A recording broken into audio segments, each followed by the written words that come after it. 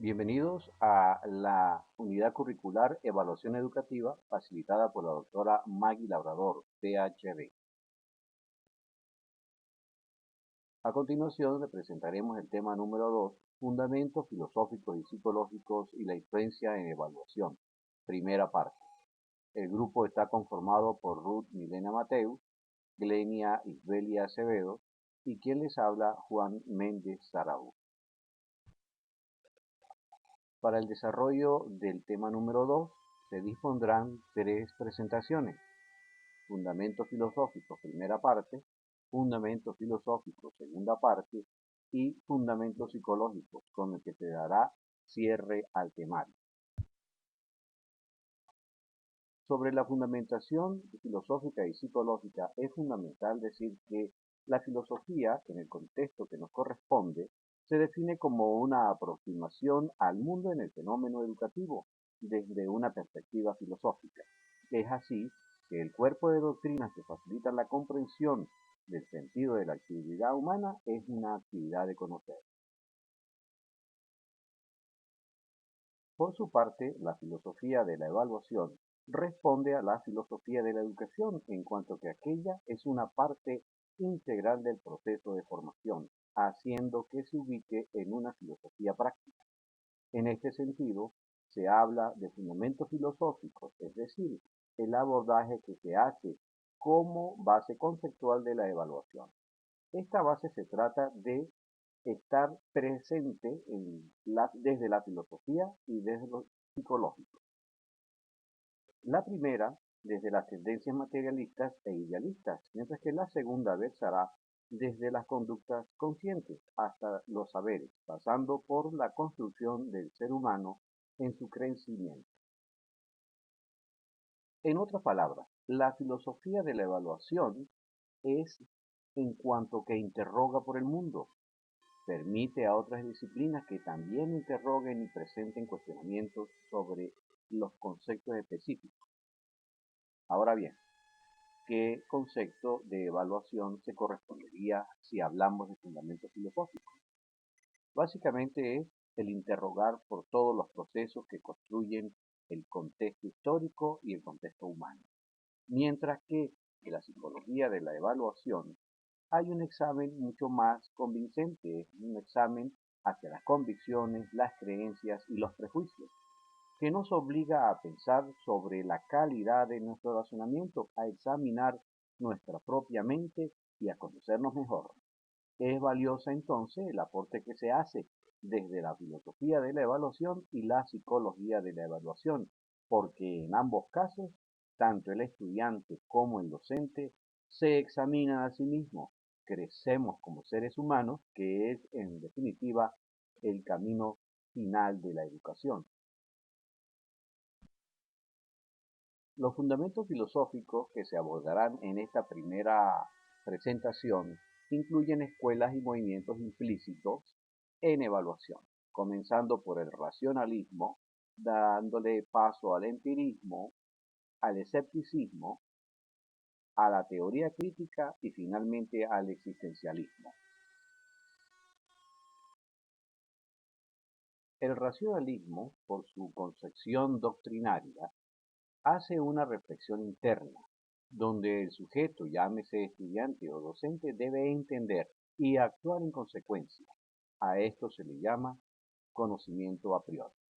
Desde el punto de vista de la evaluación, el conocimiento a priori mide, califica y la evaluación entonces es simplemente entendimiento. El razonamiento, los conceptos deductivos, el entender comprende la base del racionalismo. Necesita crearse un método para tal efecto. Este método se conoce, como ya se dijo, con el nombre de a priori. Sus principales exponentes y defensores son Aristóteles, Locke, Comte, Spencer, Durkheim, Russell y Wittgenstein. Tiene también algunas escuelas que lo defienden, como la Escuela de Chicago. La influencia que el racionalismo mantiene sobre el ser humano, sobre el estudiante respecto a la evaluación, es en la medida que el estudiante entiende, domina y es capaz de comprender los conceptos por más abstractos que sean, en esa medida el aprendizaje del estudiante será óptimo. Por eso se mide capacidades de los que pueden más con respecto a los que no pueden. Se califica el desempeño de unos respecto al desempeño de otros.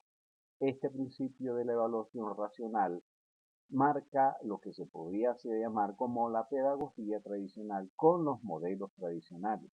Muchos de ellos están absolutamente vigentes. Empirismo. El empirismo, como todos sabemos, es una filosofía que básicamente se basa en la experiencia. Es un proceso de contraste. En este caso, al estudiante se mide una meta, el que alcance una meta, logre unos objetivos y obviamente su conocimiento es a posteriori, es decir, se evalúan resultados. Es una evaluación en experiencia.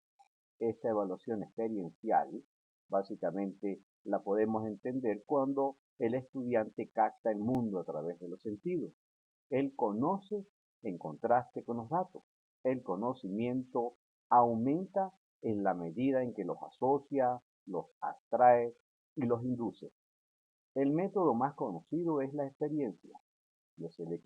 Básicamente le podemos decir conocimiento científico experiencial. Este conocimiento, como ya se explicó, es a posteriori. Las evaluaciones buscan medir en los estudiantes si lograron las metas, si los objetivos se cumplieron y hasta dónde fueron alcanzados los logros de los estudiantes.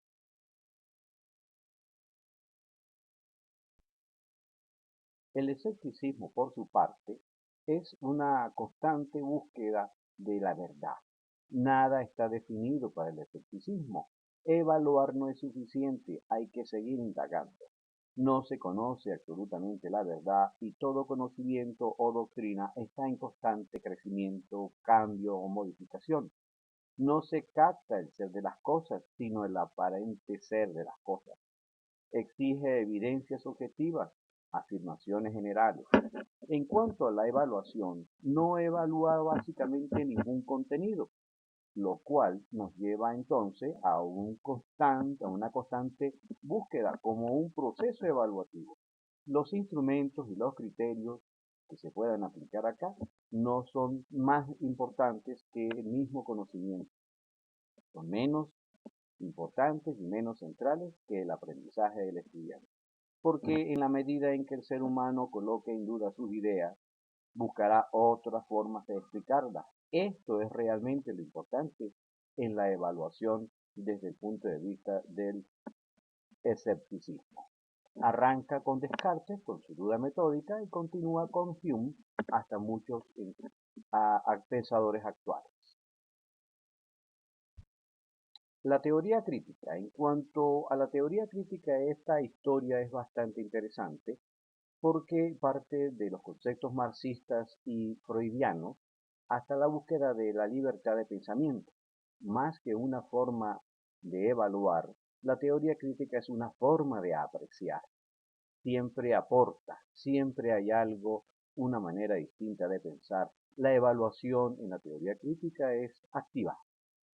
Activa en el sentido de que permite que el pensamiento crítico surja en las personas. No es un sujeto pasivo, es un sujeto activo.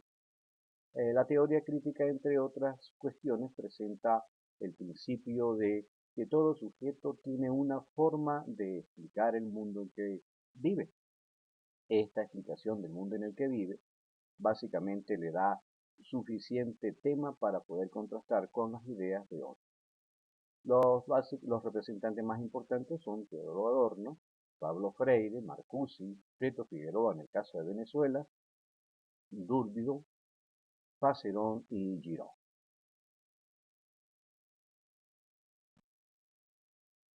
Llegamos entonces al existencialismo.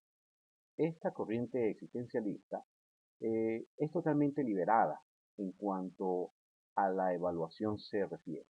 Hay una autorrealización del sujeto, es decir, el estudiante no es medido ni es valorado por cuanto conoce o sepa, o por la calificación que obtenga. El existencialismo lo libera de esas ataduras y esas anclas que lo sostienen a un sistema escolar. El existencialismo, al permitir que el sujeto se autorrealice, lo deja crecer. El sujeto entonces pasa a ser un existente y existe a través de su pensamiento. La evaluación es existencial en sí misma, es existencial en sí para el sujeto y en relación con otros. Sus principales representantes tenemos a Heidegger, tenemos Sartre, a Rieu, a Baudelaire, a Lich, entre muchos otros. Como se puede observar, en esta primera parte existen varios escenarios que fundamentan filosóficamente la evaluación. Cabe destacar entonces que un docente que conoce los fundamentos filosóficos de la evaluación se hace reflexivo, coherente y analítico respecto a lo que evalúa. Y el estudiante que conoce o que vive este tipo de fundamentaciones filosóficas se hace abierto a la interpretación, se hace empático en el contexto en el que vive y rompe las estructuras de repetición que tanto se dan en la educación tradicional. Bueno, con esta explicación se da finalizada la primera parte. Muchas gracias.